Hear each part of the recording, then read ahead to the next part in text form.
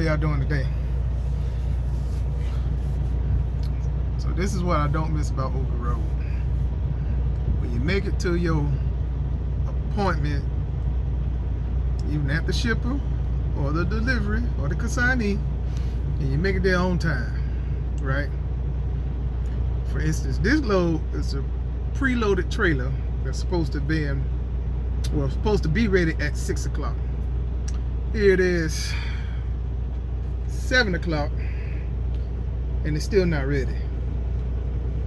Now,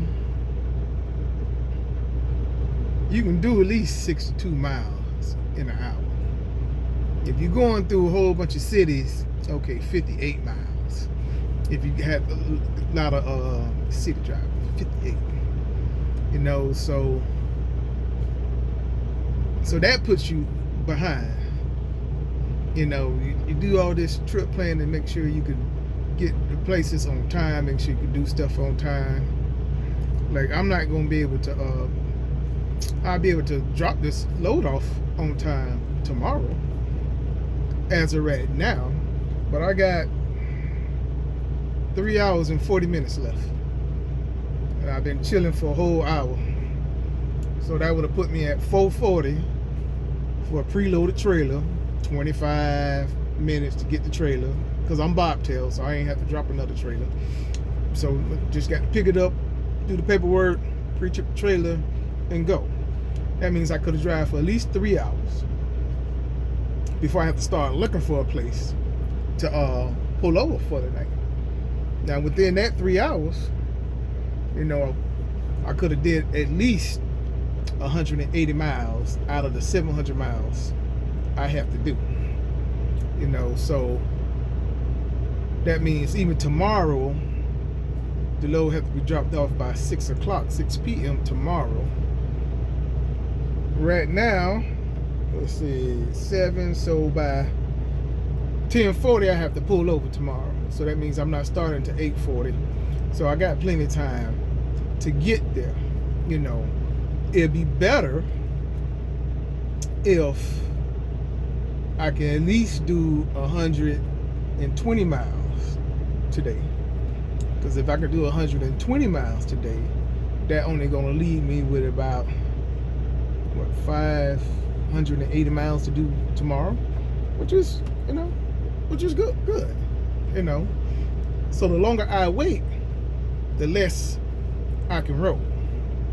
You know, when you got to do 700 miles, it's like, man, you know, this truck only goes 68, and if you got to go through cities and everything like this, you ain't going 68 miles per hour the whole way there. Okay, you're not doing that unless you going across country and you're on like I-80 or 77 or 81, not even there. You know, so it's not like you've got a straight shot where you just going and you just straight in it, you know, interstate. Then yeah, you can do the little 700 miles in a day, but most times with these government trucks, you can't do it. Especially with this thing, be like, you know, you going down the hill. I'm coming from Pennsylvania, and I got it on cruise control. Then, you know, you going down on the hill, then it speeds up just a little bit. As soon as it hit like 72 miles per hour, you are going faster than the posted speed limit. But you got it on cruise control, and it slows down by itself to maintain 68. You know, and then if you don't do it after a while, what happens? You know, you'll get a critical event if you don't do it after a while. So now you got to, you know, press on your brakes and everything like that. It's like, man, this is killing me. And then the preloaded trailer is preloaded.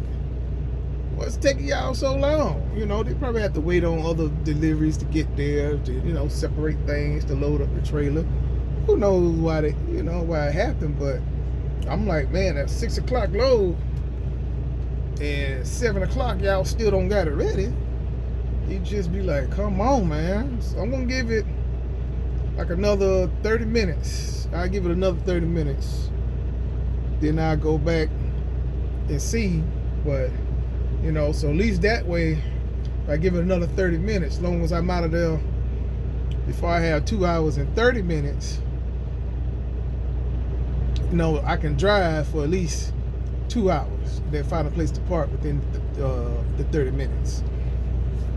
30 minutes time I have left. So I do want to knock out at least 100 miles. All right, because if I could just do 100 miles and just deal with 600 miles tomorrow, that'd be fine. That'd be fine. So I'm going to drop it off at a terminal, so I can actually run my whole 11 hours that I have. I don't have to worry about that. So I already know I'm gonna be at that terminal for the night, going to the Indianapolis terminal. So I know by the time I get there, it is what it is. I'm gonna be there for the night, and then if I'm gonna be there for the night, well, they're not gonna be that Saturday. They're not gonna be giving me a load on Sunday and everything. So I'll probably wind up doing a 34-hour reset there and getting a load on Monday morning and leaving there. Who knows? It's all right. They got a couple good restaurants around that terminal that I order from when I go up to that, so which is good. I don't like the fact how far you got to walk to the showers, but hey, at least they are showers and everything like that. So it's all right. It's all right. It's all right. It's all right, I guess. Just don't like that. The waiting. Hurry up and wait thing. The hurry up and wait. You got to hurry up and wait. Especially for a preloaded trailer. I can see if it was a live load. But preloaded trailer? Come on, man. They didn't have the empty trailer for God knows how long. They could have loaded it up yesterday or something like that. It's just like, wow. But you wanted to get to a certain place by a certain time. It's like, well, that load actually, it doesn't deliver till Monday on the 29th. So it's not that bad. And a solo driver can pick it up Saturday night and drive the rest of the time, and on Sunday drive the rest of the time for the Monday delivery, or you can just leave on Sunday. So I mean, it's still all right. Shoot, I could have took it there and the same thing, but I guess the facility you're going to, you got to have all this and extra stuff. The facility I go into, they searching the truck, they searching me, they got metal detectors, they got all this other stuff. Big sign that says no weapons, even with a concealed carry permit. They want to search the truck. I'm like, go ahead, search it, go ahead, flip it up. You mess my bed up, you better make it up though. That's all I'm saying. That's all I'm saying. You unfold my drawers, better fold my drawers back up right. They laughing. I'm dead serious. And you don't have me, got my truck all clean and straight now you want to go turn over the bed and everything looking for something. You're like, well, how can you be that mad? What kind of drivers go inside a facility? You just be that, well, I can't even say that because, yeah, drivers, they went inside of the facility. Well, I had never heard that they went inside of the, well, nah, yeah, I did. I can't say I didn't. Can't say I did. Yeah, other drivers get mad at another driver and they pull out their gun out their truck. So now you got a situation out here and things like that. So I can understand. It's just safety for everybody. And then everybody who worked there, disgruntled employee, they can bring gun on the facilities and all this other kind of crazy stuff. So I understand. But yeah, they coming out searching. I'm like, I'm about to go ahead, search. You want to open the hood? Why don't you do a pre-trip while you at it? You just doing searching my truck like that. Go ahead and knock a pre-trip out for me. Make sure everything all right. Check all my fluids and everything. Check my tire pressure. They was looking at everything else. I'm like, man, y'all going crazy. All right.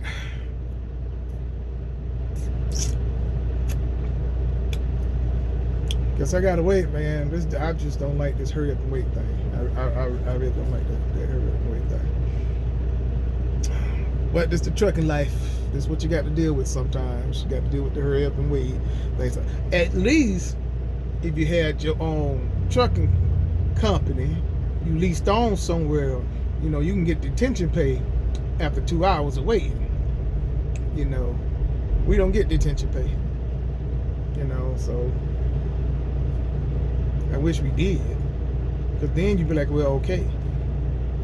And then, you know, if they're eating up all your time, they eating up all your time that you got. Now you just like, what you supposed to do? Now you're gonna be looking for me to make it to the appointment on time, and then it's a split load, so the driver may be there waiting on me to get there by a certain time. Then they start calling you, well, how long you gonna be there? Where you at? And all this other kind of crazy stuff. How far you got? Which they know. They can just type in your truck number and tell you exactly where it is and where the terminal is, so they know, they see you moving, so they know and everything like that. But it's like they'll forget that you was holed up at the shipper for an hour or for 2 hours and stuff. So that puts you all behind, because then you got to take a 10-hour break. Especially you can't run off of can't do an 8-2 split when you got to go 700 miles, you know, because you got to get there. So you can't do no 8-2 split, because then you still gonna have to stop for 2 hours to get the rest of your time back. So it's like, man, at the same time, I don't know. I'm just rambling, man. I'm just rambling. I'm just rambling, man. I'm just rambling. Just rambling, man. All right. Y'all stay safe out there, man. Talk to y'all later. Bye-bye.